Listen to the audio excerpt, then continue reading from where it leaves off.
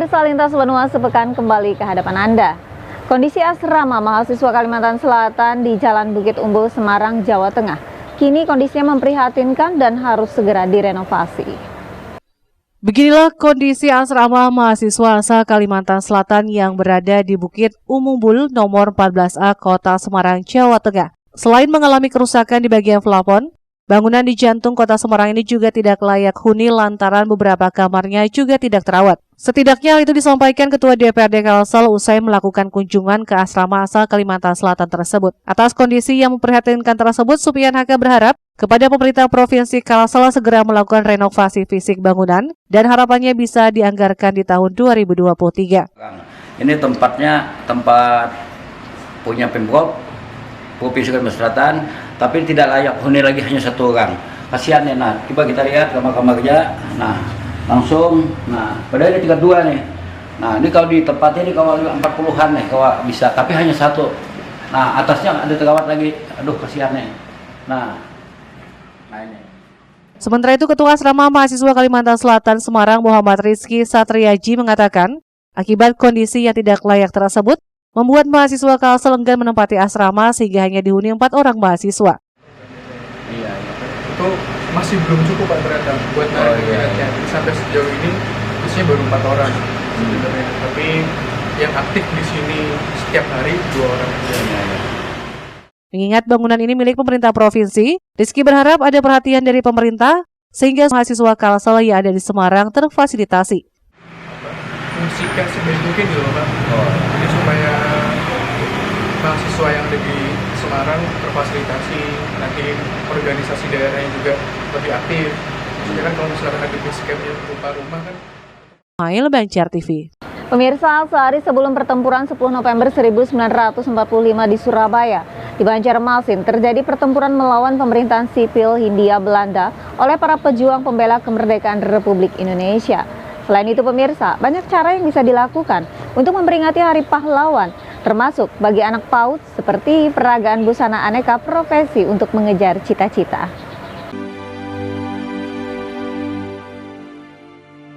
Peristiwa pertempuran melawan pemerintahan sipil Hindia Belanda atau Netherlands Indies Civil Administration (NICA) di Banjarmasin pada 9 November 1945 mengakibatkan gugurnya 9 suhada pejuang daerah ini dalam mempertahankan kemerdekaan Republik Indonesia. Gugurnya ke-9 pejuang yang tergabung dalam Laskar Biprik tersebut ternyata berlanjut dengan penangkapan para pemuda dan tokoh pejuang M. Amin Effendi oleh polisi NICA saat berusaha menghindar ke daerah Martapura. Ketika itu juga NICA ikut menyerang markas gerilya di Pengambangan hingga membuat para tokoh pejuang lainnya seperti Aruslan, Hadariyah, M. Aminuddin, dan Abdul Qadir turut berusaha mengamankan diri dari boronan NICA. Adapun lokasi pertempuran 9 November 1945 itu berada di sekitar Jalan DI Panjaitan sekarang ini, sedangkan markas gerilya para pejuang berada di kawasan pertigaan Jembatan Pengambangan.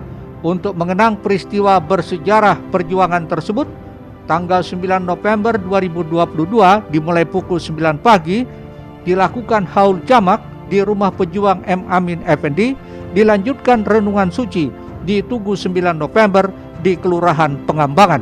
Sebelumnya pada 30 Oktober lalu telah dilakukan pembersihan situs bersejarah di pertigaan Jembatan Pengambangan, Banjarmasin Timur, sedangkan pada tanggal 26 November nanti akan diselenggarakan dialog sejarah perjuangan 9 November di Fakultas Dakwah UIN Antasari, Banjarmasin. Kamarul Hidayat, Banjar TV.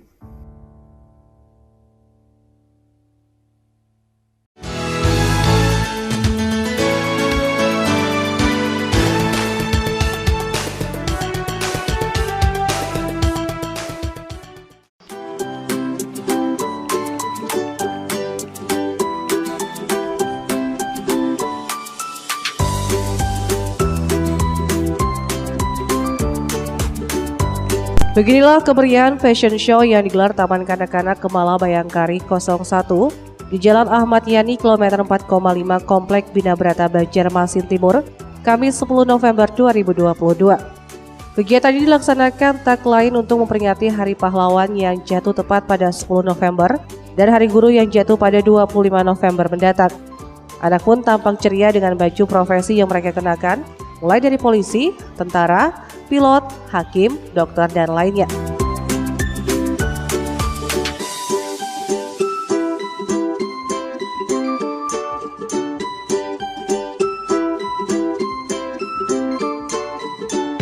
Meski ada sebagian yang masih malu-malu saat pentas, namun ada pula yang tampil percaya diri.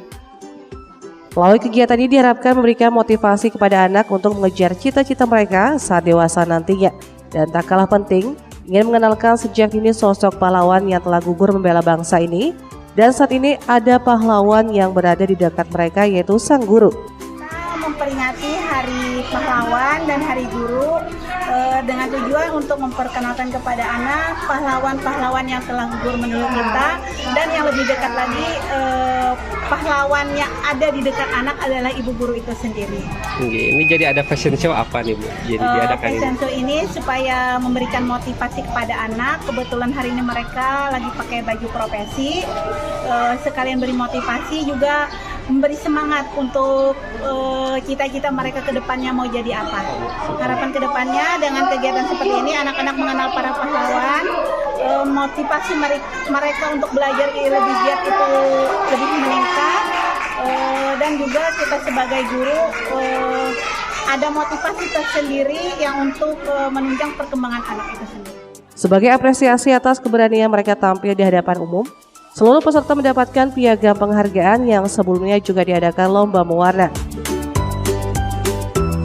Sebelum fashion show, di pagi hari seluruh murid melakukan karnaval mengelilingi komplek Asmol Bina Brata.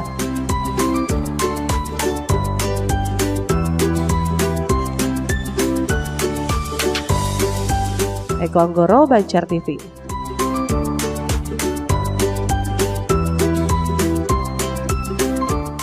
Kita beralih ke segmen lainnya. Kloter 1 rombongan juara PASI ke-11 turut mendapat kesempatan berharga saat di Madinah dengan masuk ke ruang Raudah dan ziarah ke makam Nabi yang saat ini aksesnya sangat terbatas.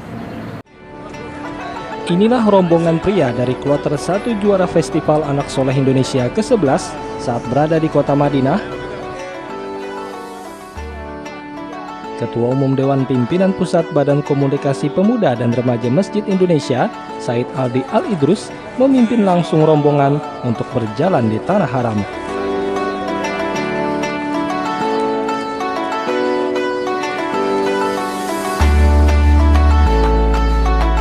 Semuanya melewati gedung-gedung tinggi yang kemudian sampai ke bagian utara halaman gerbang Masjid Nabawi.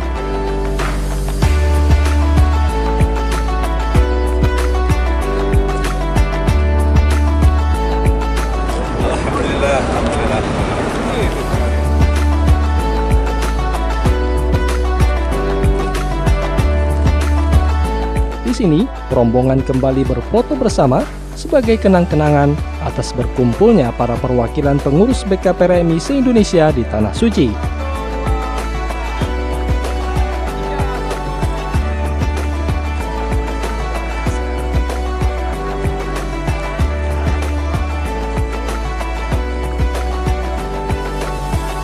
Di kesempatan ini, rombongan berjuang memasuki ruangan Raudhah usai sholat asar berjamaah, karena masuk ke tempat paling mustajab di Madinah tersebut saat ini sangat dibatasi, hingga ada yang sampai antre hampir 3 jam. Akhirnya, rombongan mendapat kesempatan langka dengan bisa sholat maghrib berjamaah di bagian saf depan yang dulunya menjadi mimbar dakwah Rasulullah SAW. Rombongan pun berziarah ke makam Nabi yang di sampingnya juga bersemayam 2 sahabat.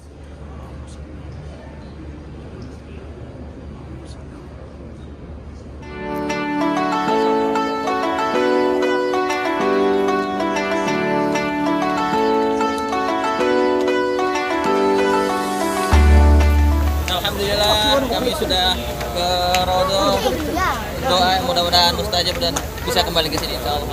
Pengalaman ini dirasakan sangat berharga di sepanjang kehidupan salah satu orang tua juara PASI ke-11 yang mengaku bersyukur anaknya bisa ikut belajar mengaji di BKPRMI. Dan membahagiakan Sebagai orang tua saya bangga anak saya mendapat juara nasid dari BPOM MPRI, juara 1 nasid tingkat TK. Terima kasih banyak, semoga Bapak yang ngasih hadiah, semoga sehat selalu.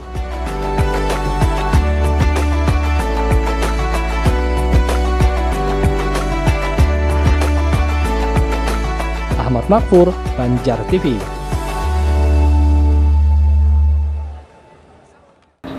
Ya pemirsa, tak terasa waktu juala yang mengantarkan kita hingga ke penghujung acara. Kami ucapkan terima kasih atas kebersamaan Anda dan semoga berita yang kami sajikan dapat bermanfaat untuk kita semua. Pemirsa, mari kita bersama terus tingkatkan literasi dengan gemar membaca kapanpun dan dimanapun berada. Karena dengan membaca, ilmu pengetahuan semakin bertambah. Saya Lianti Risni dan tim redaksi undur diri dari hadapan Anda. Selamat berakhir pekan, menikmati waktu bersantai Anda bersama keluarga. Wassalamualaikum warahmatullahi wabarakatuh dan sampai jumpa.